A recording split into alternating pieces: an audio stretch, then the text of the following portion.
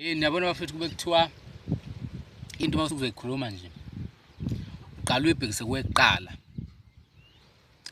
Ngabe mancane apha amathuba ukuthi umuntu umcasule. Yabo nje into kade ubuyisho kumuntu. Qala uyithathe uyisho kuwena kuqala. Ubheke ukuthi lo nto leyo makuthiwa isho kuwena izophatha kanjani. Leyo mphumela usuke uzoyithola. Ile mphumela uzoyithola uma usuke usho komunye umuntu.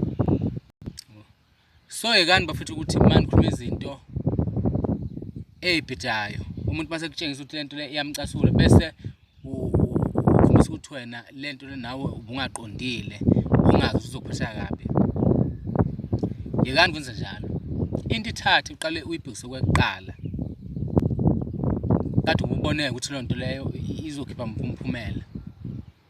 Ngoba kunabantu ababheda njalo la ethi suka ethemba ukuthi uzokuxolisa.